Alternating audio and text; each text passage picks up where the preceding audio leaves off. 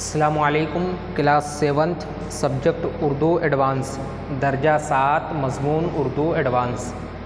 अज़ीज़ तलबा और तालिबात, अल्हम्दुलिल्लाह आपने lesson number first, second, third और फोर्थ 4 लेसन कंप्लीट कर लिया। 4 सबक आपने मुकम्मल कर लिया। अब आप शुरू कर रहे हैं लेसन नंबर 5, सबक नंबर 5। आप पेज नंबर 30 पर देखिए, पेज नंबर 30 पर, सफ़ा नंबर 30 पर देखिए, ऊपर लिखा हुआ है सबक नंबर 5, जिसका नाम है माले मुफ्त दिले बेरहम। ब्रैकेट में लिखा हुआ कहावत, यानी ये एक कहावत है, माले मुफ्त दिले बेरहम। माले मुफ्त मतलब फोकट का माल, दिले बेरहम मतलब फोकट का माल जैसे चाहो यूज़ करो, जितना चाहो यूज़ करो। कहते हैं ना, फोकट की दावत मिल जाए तो यहाँ तक खा लो, उसी को कह दिया कि माले मुफ्त दिले बेरहम। ये एक कहावत है, इसके अंदर शायद कोई किस्सा वगैरह होगा। आइए हम रीडिंग करते हैं सबक की, देखते हैं क्या है अंदर। तो देखिए, सबसे पहले ऊपर जैसे आपने lesson number first, second, third और फोर्थ में आपने एक काम किया था कि लेसन शुरू होने से पहले कुछ अल्फाज, कुछ वर्ड ऊपर दिए गए थे, आपने उसको खूब रटा था, उनकी स्पेलिंग सही की, उनका तलफ़ुज़ दुरुस्त किया। ऐसे ही इसके अंदर भी आए हुए हैं, आप इसको भी खूब अच्छी तरह से रटिए ताकि इनकी स्पेलिंग सही हो जाए, इनका तलफ़ुज़ दुरुस्त हो जाए। पहला लफ्ज़ देखिए लिखा हुआ है वालिदैन, उसके बाद लिखा हुआ है बेटा, फिर है इंतकाल, उसके बाद शान, उसके बाद भीख, उसके बाद लिखा हुआ है बीमार, मजदूरी, उजरत, थैला, रकम। ठीक है, अब उसके बाद हम सबक की रीडिंग कर रहे हैं। आप खूब अच्छी तरह से इसको सुनिए और फिर आप कई मरतबा आप भी इसकी रीडिंग कीजिए। लिखा हुआ है, एक लड़का था जिसका नाम काशिफ था। उसके वालिदैन गरीब थे और मेहनत मजदूरी करके गुज़र बसर करते थे। काशिफ नौजवान था लेकिन कोई काम धाम नहीं करता था। उसके वालिद अपने साथ चलने और काम करने को कहते तो काशिफ कोई बहाना बना देता और काम से इनकार कर देता। कभी सरदर्द, कभी टांगों में तकलीफ़ और इसी तरह के बहुत से बहाने कर देता। वो अव्वल दर्जे का कामचोर और निखट्टू था।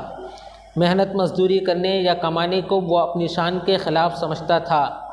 वो रोज़ाना नहा धोकर उजले कपड़े पहनता और दोस्तों के पास पहुंच जाता। सारा दिन आवारगी और शरारतें करने में गुजार देता। वो अपने माँ बाप का इकलौता बेटा था, इसलिए वो उसकी हर एक ज़िद पूरी करते और उसे खुश रखते। कुछ अरसे बाद काशिफ के वालिद का इंतकाल हो गया। वालिद यानी पापा, अब्बू का। घर में काशिफ के अलावा कमाने वाला कोई नहीं था। माँ ने काशिफ से कहा, बेटे तुम्हारे वालिद ज़िंदा थे तो वो मेहनत मजदूरी करके रोज़ी कमाते और हम सबका पेट भरते थे, लेकिन वो अब इस दुनिया में नहीं। मैं भी बूढ़ी हो चुकी हूँ, मजदूरी नहीं कर सकती, इसलिए अब तुम अपने और मेरे लिए कुछ कमाओ ताकि गुज़र बसर हो सके। अगर तुम नहीं कमाओगे तो मुझे मजबूरन भीख मांगनी पड़ेगी, लेकिन उसमें तुम्हारी बेइज्जती है। तुम्हारे दोस्त भी तुम्हारा मजाक उड़ाएंगे, तुम्हें ताने देंगे कि माँ भीख मांगती है और जवान बेटा आवारा फिरता है। माँ की बात सुनकर काशिफ बोला, अच्छा अम्मा, मैं कोई रोज़गार तलाश करता हूँ, लेकिन मजदूरी नहीं करूँगा। कई दिन गुजर गए मगर काशिफ को उसकी पसंद का रोज़गार नहीं मिला। वो मजदूरी करके अपने खाते पीते घरानों के दोस्तों के साथ शर्मिंदा नहीं होना चाहता था। घर में खाने पीने को कुछ न रहा। भूखी रहने की वजह से माँ बीमार रहने लगी। खुद काशिफ को भी फाके से रहना पड़ा। फाके से रहना पड़ा मतलब भूखे रहना पड़ा। तो उसकी माँ ने फिर समझाया, आखिर तुम कब कमाओगे? जब मैं फाके से मर जाऊंगी। रोज़ी हासिल करने के लिए आदमी को जो काम भी मिल जाए उसे कर लेना चाहिए। तुम इतने काबिल भी नहीं कि तुम्हें कोई बड़ी नौकरी मिल जाए। मज़दूरों वाला काम अपनाओ और जो उजरत मिले उससे खाने पीने का सामान ख़रीद लाओ। काशिफ ने मजदूरी करने का इरादा तो कर लिया, मगर सोचता था कि कोई दोस्त उसे मजदूरी करते ना देख ले। आखिरकार उसने अपने चेहरे को कपड़े से ढक लिया ताकि कोई उसका चेहरा ना देख सके। घर से निकला और मजदूरी करने के लिए शहर चल दिया। चलते चलते दोपहर हो गई तो वो रास्ते में एक सायादार दरख्त के नीचे बैठकर आराम करने लगा। इत्तेफाक से चंद मिनट बाद कुछ डाकू उधर आए और आराम करने के लिए उसी दरख्त के नीचे ठहर गए। उनके चेहरे भी कपड़े से ढके थे। उन्होंने काशिफ को वहाँ सोया हुआ देखा तो समझे कि वो भी डाकू है। यही सोचकर वो आराम करने लगे। कुछ ही देर गुजरी थी कि कुछ सिपाही डाकुओं की तलाश में वहाँ पहुँचे। वो सिपाही घोड़ों पर सवार थे और डाकुओं के पास भी घोड़े थे। पुलिस को आते देखा तो डाकू अपने घोड़ों पर सवार होकर वहाँ से भाग गए।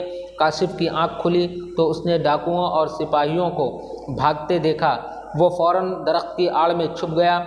जब सिपाही और डाकू काफ़ी दूर निकल गए तो वो अपनी जगह आकर बैठ गया।